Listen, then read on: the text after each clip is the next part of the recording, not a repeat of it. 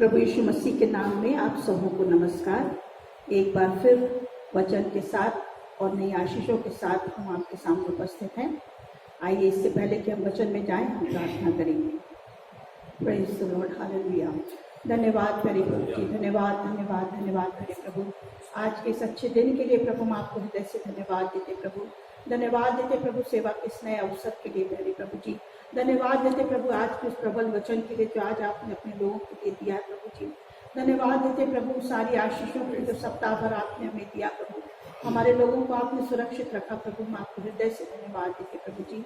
प्रार्थना करते प्रभु आज की सेवाओं को आप मुबारक करना करे प्रभु जी। अपने दास को प्रभु जी आप अपने सामर्थ्य हाथों में लेकर प्रभु एक बार फिर प्रभु अपने राज की बढ़ती पर इस्तेमाल करना करे प्रभु। जो वचन प्रभु आपने अपने दास को दिया है करे प्रभु जी, वो वचन प्रभु बड़ी सफाई के साथ में प्रभु जी, बड़े हियाव के साथ में प्रभु आपके लोग के सामने रखा जाए करे प्रभु जी, ताकि जिस उद्देश्य से प्रभु वो वचन दिया गया एक एक के जीवन में और एक एक के परिवार में प्रभु वो वचन काम में आने पाए प्रभु जी। लोगों के जीवन बदलने पाए करे प्रभु जी, परिवार आशीषित होने पाए करे प्रभु। आपकी पवित्र उपस्थिति एक एक घरों में होने पाए प्रभु जी। जब लोग आराधना में बैठते करे प्रभु, आराधना का धुआं प्रभु सुगंधित धूप के समान प्रभु आपके सिंहासन तक पहुंचने पाए करे प्रभु। और एक सच्ची आराधना करके प्रभु जी आज हम सब प्रभु आपको प्रसन्न करने वाले हो जाएं प्रभु जी। एक बार फिर प्रभु सारी आशीषों के लिए आपका धन्यवाद प्रभु। उपस्थित हर एक भाई बहनों के लिए, परिवारों के लिए, बच्चे और बुजुर्गों के लिए आपका धन्यवाद प्रभु। आपके दास के लिए, उनकी सेवाओं के लिए आपका धन्यवाद प्रभु जी। और जो आशीष आप देने जा रहे हैं प्रभु, एक बार फिर उसके लिए धन्यवाद देते हुए इस प्रार्थना को आपके बेटे प्रभु यीशु मसीह के नाम से मांगते हैं, सुन के कबूल करके आमीन। हाउस ऑफ प्रेयर द्वारा प्रसारित ऑनलाइन सेवाओं में आप सभी का स्वागत है। परमेश्वर का धन्यवाद हो, एक और अवसर प्रभु ने हमारे जीवन में दिया कि हम वचन के द्वारा आपके पास तक पहुंचने पाए। प्रभु का धन्यवाद। मेरा पूरा विश्वास है इस सेवकाई के द्वारा इन दिनों में आप परमेश्वर से आशीषित हो रहे हैं और प्रभु के अनुग्रह में आप सब उन्नति कर रहे हैं। हर एक अवसर जो परमेश्वर हमारे जीवन में देता है उसके लिए हम सब मिल करके परमेश्वर का धन्यवाद करें। इस लॉकडाउन पीरियड के लिए भी हम सब मिलकर दिल की गहराई से परमेश्वर को धन्यवाद दें, क्योंकि ये वर्तमान समय हमारे व्यक्तिगत जीवन के लिए, परिवार के लिए और कलीसिया के लिए नए द्वारों के खोलने का समय है। परमेश्वर हमारे जीवन में कुछ करने पर है और जैसा अपन गाते भी हैं, कुछ होने पर है, कुछ नया होने पर है और इसमें कोई संदेह नहीं है। मैं दिल की गहराई से ये विश्वास करता हूँ इस लॉकडाउन पीरियड में परमेश्वर हमारे देश में कुछ नया करने जा रहा है। हमारे कलीसियाओं में परमेश्वर कुछ नया करने जा रहा है जिसकी हमने अभी तक कल्पना भी नहीं किया होगा। परमेश्वर को हम दिल की गहराई से हर एक ऐसे खोले गए द्वारों के लिए हम परमेश्वर का धन्यवाद करें। कई बार जीवन में ऐसा लगता है कि हमारे सामने के सारे द्वार बंद हो चुके हैं, लेकिन जब हमें ऐसा लगता है कि सारे द्वार बंद हो चुके हैं, हम विश्वास के साथ दिल की गहराई से उस गीत को गाना आरंभ करें। जब सारे दरवाजे तुझे बंद दिखे, समझो एक नया द्वार खोला है प्रभु ने। जब सारे दरवाजे तुझे बंद दिखे, तब समझो एक नया द्वार खोला है प्रभु ने। प्रभु का दास होने के नाते आज मैं इस बात की घोषणा यीशु मसीह के नाम में करना चाहता हूँ, God is about to open the new doors. परमेश्वर नए द्वार को हमारे लिए, कलीसिया के लिए और हमारे देश के लिए खोलने जा रहा है। आइए हम सब मिलकर अपने मन को, अपनी आत्मा को हम तैयार करें ताकि आज के दिन में परमेश्वर अपने वचन के द्वारा हमारे जीवन से बातचीत करे, हमारे जीवन से प्रभु की मुलाकात हो जाए और अपने जीवन में हम आशीषित हो जाए। जो वचन परमेश्वर ने मेरे दिल में डाला उस वचन को आपके सामने मैं रखना चाहता हूँ। दूसरा राजा का पुस्तक उसका 5 अध्याय और उसके पहले पद को मैं आपके सामने पढ़ना चाहता हूँ। उसमें ऐसा लिखा हुआ है, अराम के राजा का नामान नाम सेनापति अपने स्वामी की दृष्टि में बड़ा और प्रतिष्ठित पुरुष था, क्योंकि यहोवा ने उसके द्वारा अरामियों को विजयी किया था। वह शूरवीर था परंतु कोढ़ी था। हम सब नामान के बारे में अच्छी तरह जानते हैं। संडे स्कूल से बच्चे लोग भी नामान के विषय में सुनते चले आ रहे हैं। लेकिन उसमें से आज इस वचन के आधार पर मैं कुछ विशेष सच्चाइयों को आपके सामने पौधात्मा की सहायता से रखना चाहता हूँ। नामान के विषय में बाइबल इस बात को बताती है, नामान सीरियन आर्मी का सेनापति था। वह एक सामर्थी और प्रतिष्ठित व्यक्ति था। इंग्लिश में लिखा हुआ, he was a great man, he was a general of the army and he was honorable, highly favored by his king। एक सामर्थी, एक प्रतिष्ठित, सम्मानीय, प्रभावशाली और राजा की ओर से उसके जीवन में राजा की कृपा दृष्टि बनी रही। और इतने नहीं, लेकिन वह एक महान सामर्थी शूरवीर योद्धा था। और बाइबल इस बात को बताती है कि परमेश्वर ने इसी नामान के द्वारा सीरियन आर्मी को इसराइलियों के ऊपर विजय दिलाई थी। इतनी बड़ी बड़ी विशेषताएं और खूबियां नामान के जीवन में होते हुए भी एक दुर्भाग्यपूर्ण बात, एक दुखद बात बाइबल इस बात बताती है, परंतु वह कोढ़ी था। सामर्थी था, शूरवीर था, प्रतिष्ठित था, सम्मानीय था। सीरियन राजा की कृपा दृष्टि उसके जीवन पर बनी रही। इसराइलियों पर परमेश्वर ने इसी नामान के द्वारा उनको विजयी दिलाया। लेकिन उसके बावजूद एक दुखद बात नामान के विषय में हम इस प्रकार पढ़ते हैं, परंतु वह कोढ़ी था। But he was a leopard. आप देखिए, सब कुछ यदि उसके जीवन की एक ओर की बात देखें तो एक तरफ उसके जीवन अंदर में सब कुछ बहुत अच्छा है, हाईली एक्सॉल्टेड पर्सन, एक प्रतिष्ठित व्यक्ति था, सम्मानीय व्यक्ति था। लेकिन दूसरी तरफ जब उसके जीवन हम देखते हैं, एक दुखद बात हम ये पाते हैं, वह कोढ़ी था।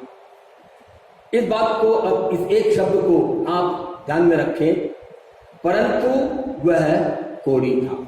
इस बार फिर रिपीट करना चाहता हूं, परंतु वह कोढ़ी था। जब हम परमेश्वर के वचन को इस प्रकार पढ़ते हैं, एक तरफ सब कुछ नामान के जीवन में बहुत अच्छा, लेकिन दूसरी ओर उसके जीवन में एक दुखद बात है।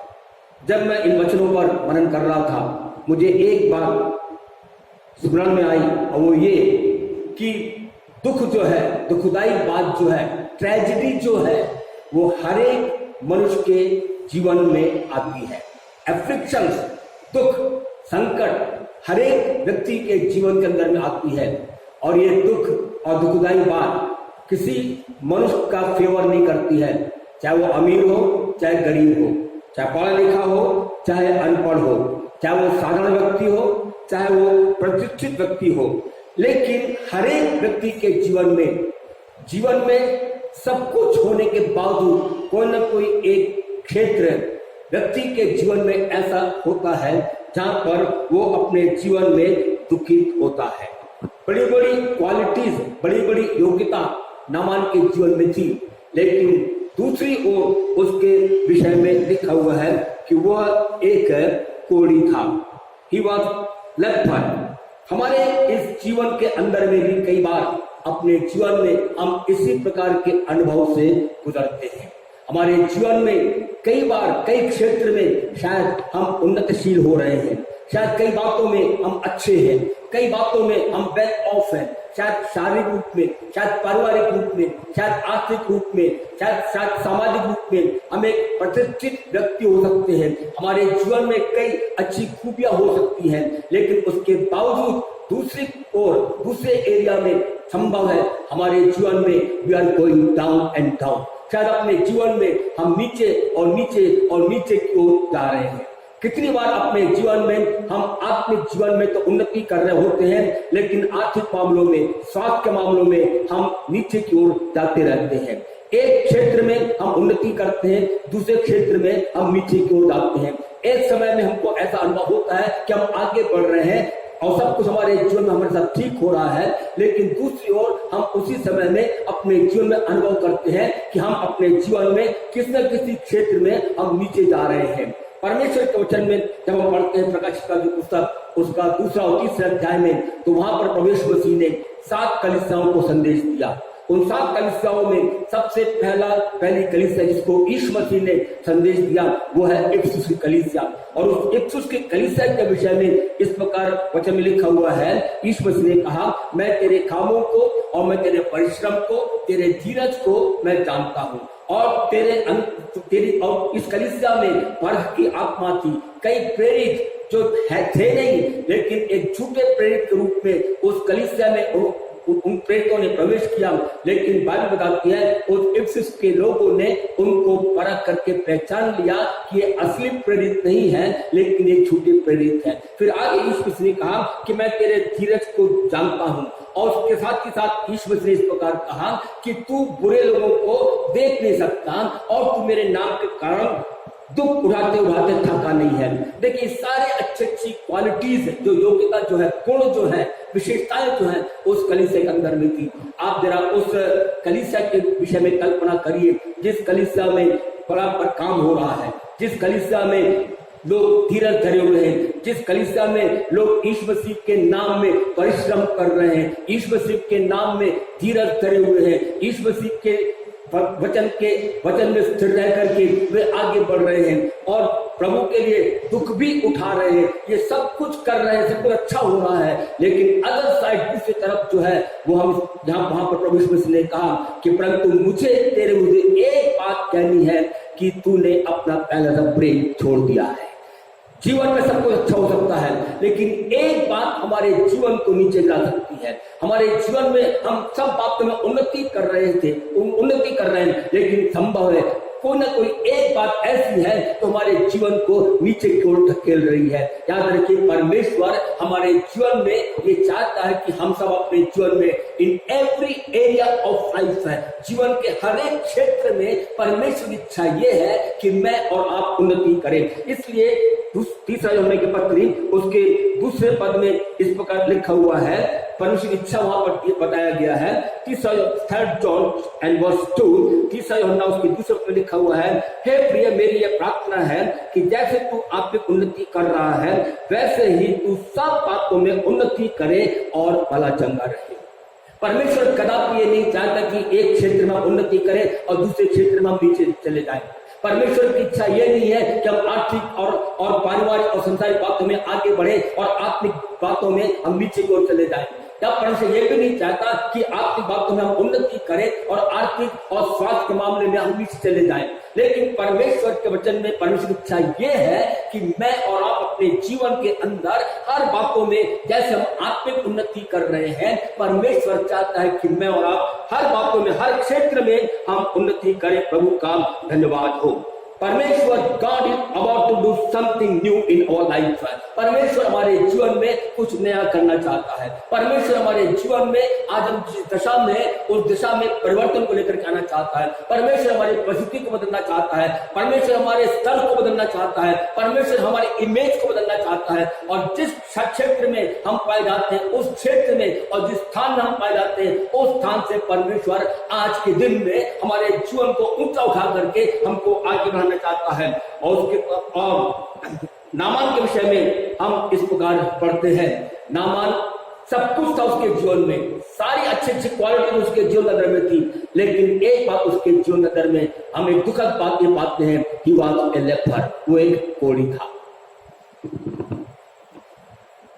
नामान के जीवन में परिवर्तन का समय उस समय आया जब इस्राएल की एक छोटी लड़की बंधुआई में सीरियन आर्मी लेकर के आए और वो लड़की नामान के घर में रहकर नामान की पत्नी की सेवा करती थी। इसके 2 पद में जब हम पढ़ते उसमें से लिखा हुआ है, अरामी लोग दल बांधकर इस्राएल के देश में जाकर वहां से एक छोटी लड़की को बंधुआई में ले आए और वह नामान की पत्नी की सेवा करती थी। एक छोटी लड़की थी, बंधुआई में सीरियन आर्मी ने उसको पकड़ कर ले आई और वो छोटी लड़की नामान के घर में रहकर नामान की पत्नी की वो सेवा करती रही।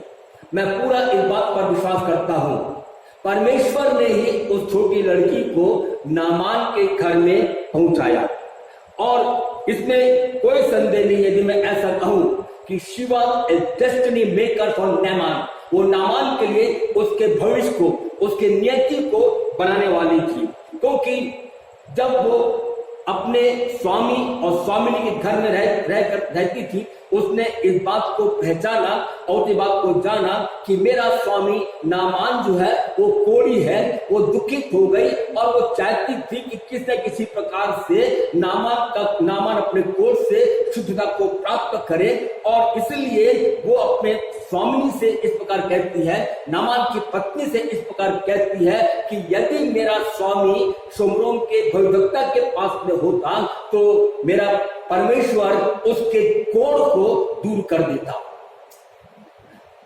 वो लड़की उस बात को जानती थी जो नामान नहीं जानता था। वो लड़की इस बात को जानती थी कि इस्राएल में एक जीवित परमेश्वर है।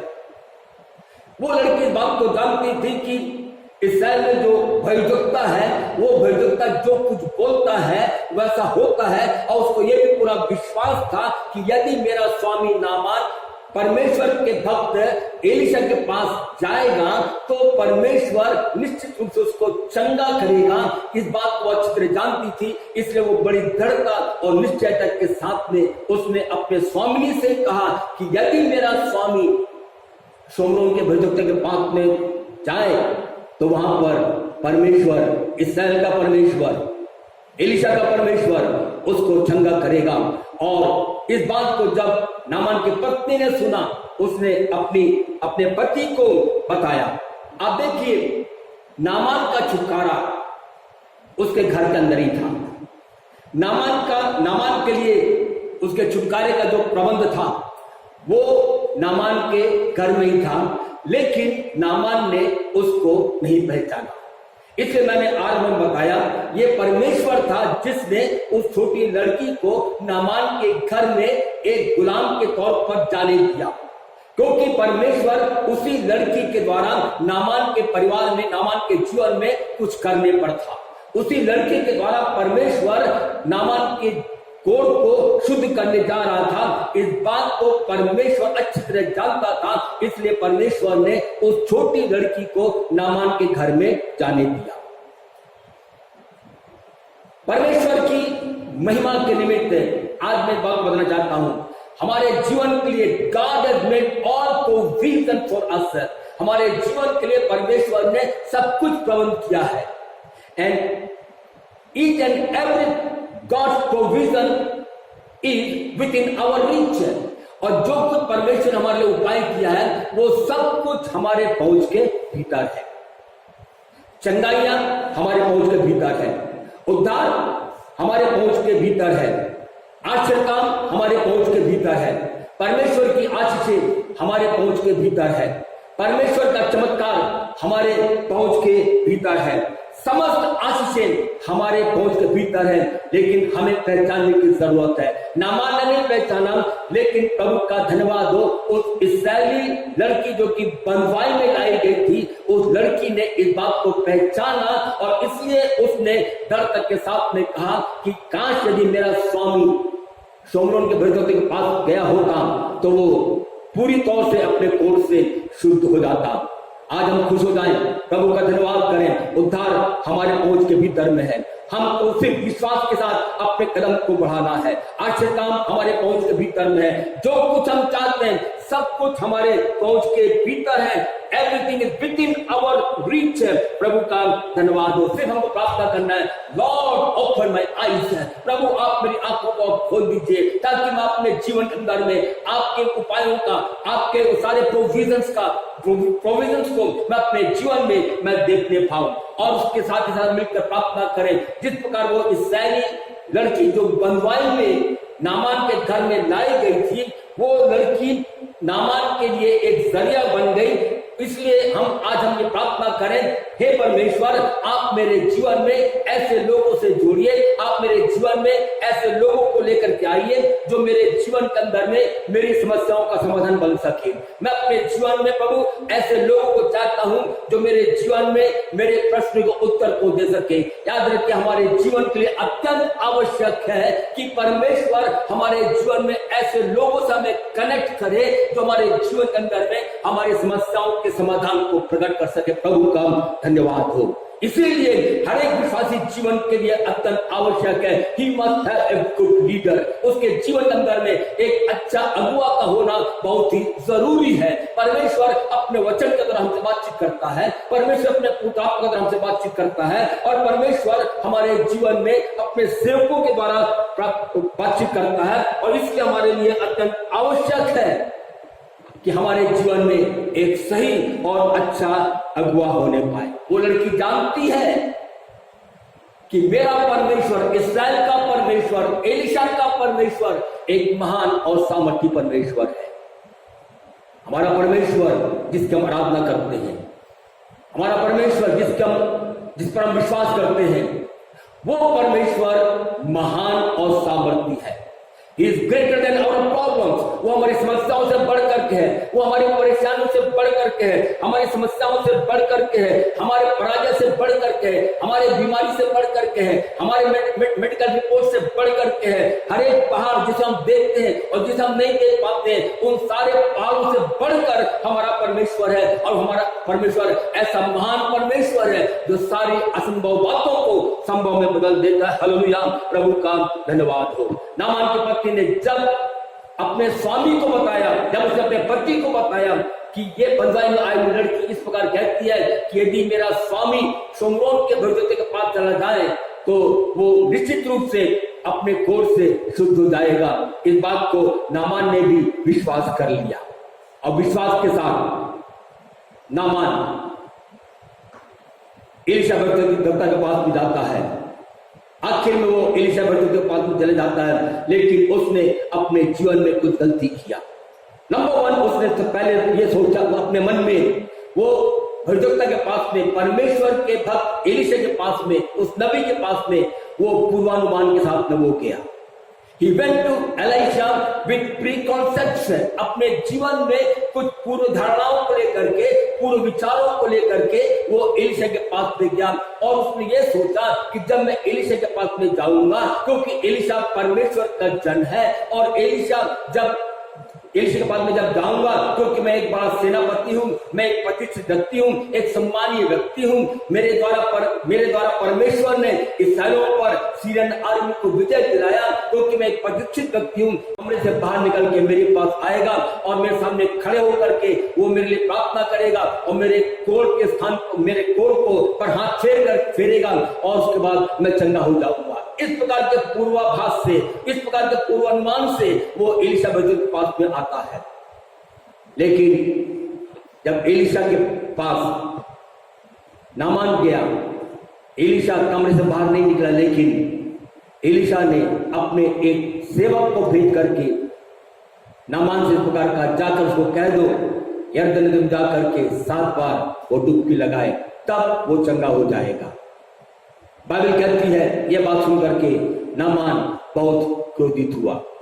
कितनी बार अपने जीवन के अंदर हम नामान के समान पूर्वानुमान से और पहले से ही हम कई धारणाओं को लेकर के, भावनाओं के साथ में हम परमेश्वर के पास में आते हैं और हम परमेश्वर से कहते हैं और हम चाहते हैं कि परमेश्वर को ऐसा करना चाहिए, ऐसा नहीं करना चाहिए, परमेश्वर को ऐसा नहीं करना चाहिए था, परमेश्वर को ऐसा करना चाहिए था। हम पहले से पूर्वानुमान के साथ में और पहले से ही अपने विचारों में इन बातों को रख करके जब हम परमेश्वर के पास में आते हैं, एक बात निश्चय जाने कि परमेश्वर कभी भी हमारे विचारों के अनुसार काम को नहीं करता। जैसा हम चाहते हैं परमेश्वर वैसा हमारे पास नहीं आएगा, क्योंकि यशायाह की पुस्तक उसका 55 अध्याय उसके 8 और 9 पद में इसका लिखा हुआ है कि परमेश्वर कहता है, तुम्हारे विचार मेरे विचार के समान नहीं है और तुम्हारी गति मेरे गति के समान नहीं है। और आगे बाइबल बताती है, परमेश्वर कहते हैं कि तुम्हारे विचारों में और तुम्हारी गति में और मेरे विचार और मेरी गति में उतना ही अंतर है जितना आकाश और पृथ्वी का। तो कभी भी अपने जीवन के अंदर में हम पूर्वानुमान के साथ में प्रभु के पास में ना आए। कभी भी अपने विचारों को लेकर के हम परमेश्वर के पास में नहीं आए कि जब मैं ऐसा करूंगा तो परमेश्वर को ऐसा करना चाहिए, जब मैं वैसा करूंगा तो परमेश्वर को वैसा करना चाहिए। इस विचारधारा से कभी भी हम ना आए। तो याद रखिए, जब हम अपने पूर्वानुमान के साथ में परमेश्वर के पास में आते हैं, हम परमेश्वर को अपने विचारों के द्वारा सीमित कर देते हैं। We limit God. भजन 78 उसका 41, Psalm 78 and verse 41, उसमें इस्राएल विषय में ऐसा लिखा हुआ है कि इस्राएल विषय लिखा हुआ है कि they limited the holy one of Israel, उन्होंने इस्राएल के पवित्र को उन्होंने सीमित कर दिया।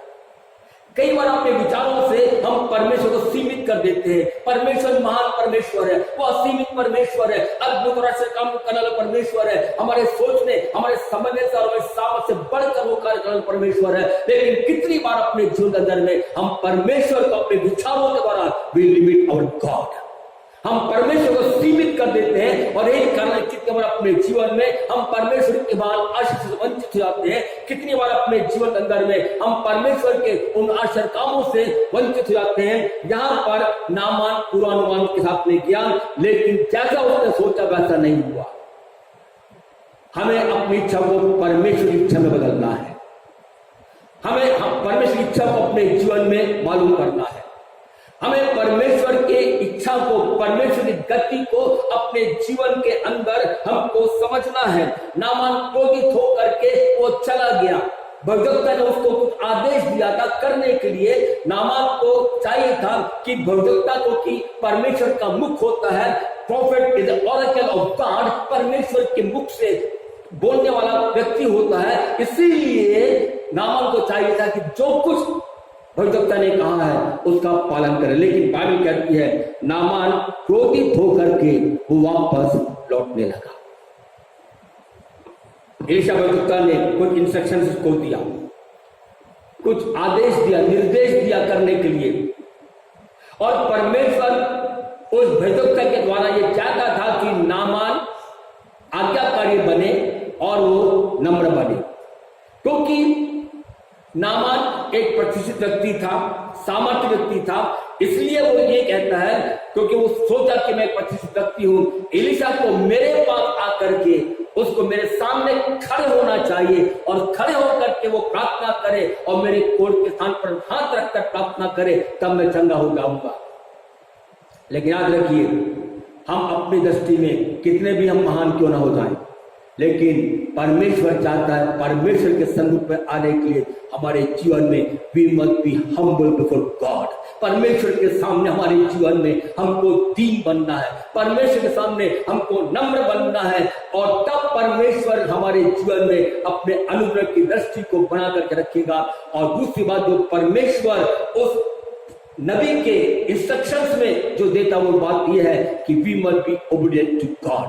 जो कुछ परमेश्वर कहता है, जो कुछ परमेश्वर के मुख से निकलता है, उसका हमको पालन करना है। आप देखिए, ये नामान क्रोधित हो गया, वापस जाने लगा और वो कहने लगा कि क्या मेरे देश में, क्या दमिश्क में इससे बड़ी बड़ी इस्राएल में जो जलाशय पाए जाते हैं, इस्राएल में जो नदियां पाई जाती हैं, क्या उससे बड़ी बड़ी नदियां, उससे भी अच्छे अच्छे जलाशय, उत्तम जलाशय क्या दमिश्क में नहीं है?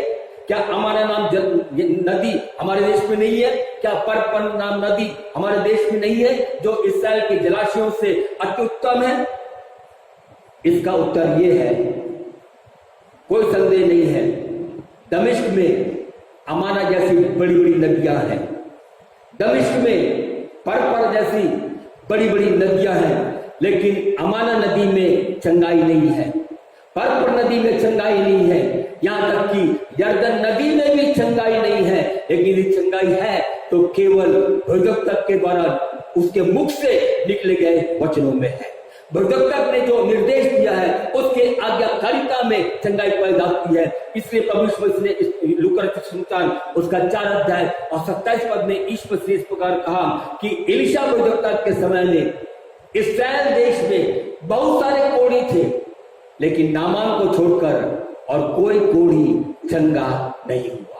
यदि यरदन नदी में चंगाई होती तो इस्राएल देश में कितने कोढ़ी थे वो जाकर डुबकी लगा चंगे हो सकते थे। लेकिन यहाँ पर परमेश्वर इस बात को सिखाना चाहता है, किसी नदी में चंगाई नहीं है, लेकिन परमेश्वर के वचनों में, परमेश्वर की आज्ञाकारिता में चंगाई है। परमेश्वर का धन्यवाद हो। कितनी बार अपने जीवन के अंदर में हम अपने जीवन में अनाज्ञाकारिता के कारण परमेश्वर की आशीष को खो देते हैं। कितनी बार अपने जीवन में जब चंगाई हमारे जीवन में आकर हमारे द्वार को खटखटाती है, हम अनाज्ञाकारी बन जाते हैं। कितनी बार परमेश्वर हमारे जीवन के लिए नए नए द्वारों को खोलता है, लेकिन हमारी अनाज्ञाकारिता के कारण वो द्वार बंद हो जाता है। कितनी बार हमारे जीवन में परमेश्वर बड़े बड़े कामों को करना चाहता है, लेकिन हमारी अनाज्ञाकारिता के कारण वो सारे बड़े काम रुक जाते हैं। कारण क्या है? अनाज्ञाकारिता। आज मैं प्रभु का सेवक होकर के इस बात को बताना चाहता हूं, आज हमारे जीवन में उद्धार खटखटा रहा है। आज हमारे जीवन में परमेश्वर की आशीषें हमारे द्वार पर खड़े होकर खटखटा रही हैं। आज सफलताएं हमारे जीवन के द्वार पर खड़े होकर खटखटा रही हैं। आज खुला हुआ द्वार हमारे जीवन में आकर के खटखटा रही है। परमेश्वर चाहता है कि हम अपने जीवन में परमेश्वर के आज्ञाकारी बन जाए। जो कुछ परमेश्वर हमसे कहता है, जो कुछ पवित्र आत्मा हमसे कहता है, जो कुछ वचन हमसे कहता है, हमारे जीवन में हमें उन वचनों का पालन करना है। यशायाह की पुस्तक उसका पहला अध्याय उसके 19 पद में परमेश्वर ने इस प्रकार कहा, यदि तुम मेरी आज्ञाओं का पालन करोगे तो तुम इस देश के उत्तम उत्तम पदार्थ को खाने पाओगे। लिंक बाइबल के अनुवाद में ऐसा लिखा हुआ है, if you only obey me I will make you rich. ये अनुवाद मुझे बहुत अच्छा लगा। लिखा हुआ परमेश्वर ने कहा, इफ यू ओनली ओबे मी, यदि तुम मेरी आज्ञाओं का पालन करोगे, then I will make you rich, तो मैं तुमको धनी बनाऊंगा। और बाइबल नीचे उसका 10 अध्याय उसके 22 पद में इस प्रकार बताती है, the blessing of the Lord make it man rich. परमेश्वर की आशीष है जो मनुष्य को धनी बनाती है। परमेश्वर ने प्रतिज्ञा किया, यदि तुम मेरी आज्ञा को मानोगे तो मैं तुमको धनी बनाऊंगा। यदि परमेश्वर ने प्रतिज्ञा किया है, यदि तुम मेरी आज्ञा को मानोगे तो ये सारी आशीषें तुम्हारे जीवन में मैं दूंगा। लेकिन और प्रभु चाहता है हमारे जीवन में हम हर क्षेत्र में धनी बन जाए। परमेश्वर हमारे जिंदगी में हमको आशीष करना चाहता है, लेकिन शर्त यह है, you and I need to be obedient to God. हमारे जीवन में हमें परमेश्वर की आज्ञा का पालन करना है। आज मैं प्रभु का सेवक होकर के इस बात को बताना चाहता हूं, जब कभी परमेश्वर का वचन हमारे जीवन से बातचीत करता है, हम उसके वचन का आज्ञाकारी बन जाए।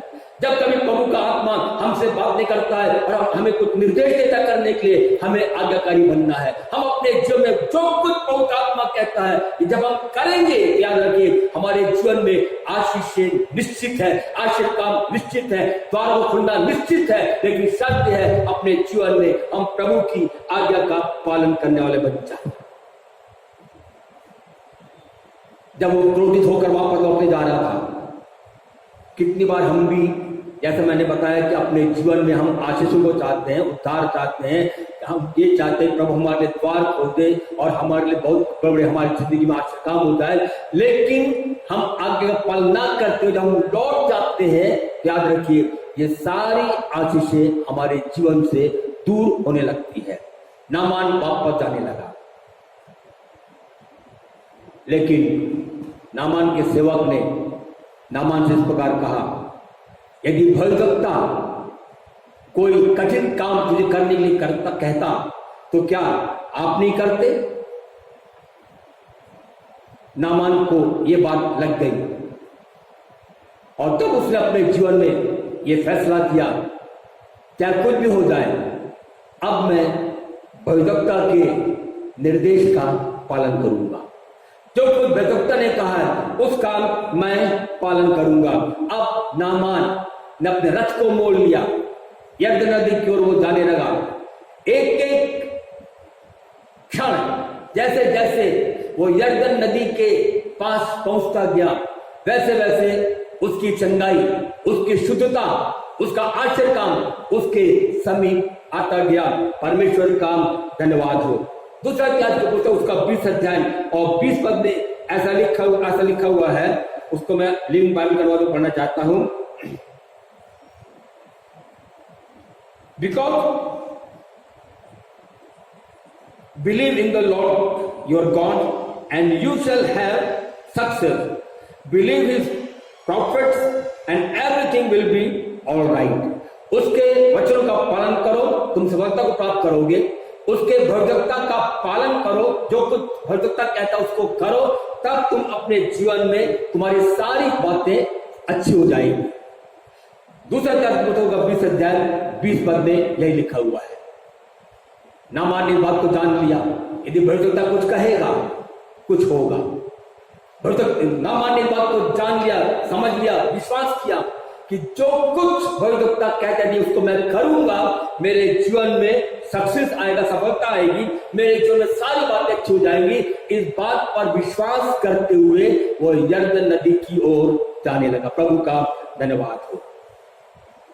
जब यरदन नदी पहुंचा, भविष्यता की आज्ञा के अनुसार उसने उस यरदन नदी में डुबकी लगाना शुरू किया। एक बार डुबकी लगाया, 2 बार, 3 बार, 4 बार, 5 बार, 6 बार, और जब 7वीं बार डुबकी लगाकर जैसे ही उस यरदन नदी के पानी से ऊपर निकला, बाइबल बताती है उसका शरीर एक बच्चे के समान कोमल और शुद्ध हो गया। Praise the Lord, hallelujah. क्योंकि परमेश्वर के वचन में सामर्थ है। भविष्यवक्ता जो कुछ बोलता है परमेश्वर की ओर से बोलता है। भविष्यवक्ता जो कुछ बोलता है परमेश्वर का मुख होकर के बोलता है। इसलिए भविष्यवक्ता के वचन में सामर्थ्य है। उस वचन को उसने विश्वास किया, उस वचन को उसने पालन किया। और एक बार फिर मैं बताना चाहता हूं, हमारा आश्चर्य काम आज्ञाकारिता में है। हमारी आशीषें आश्चर्य काम में है। हमारी आशीषें जो है वो आज्ञाकारिता में है।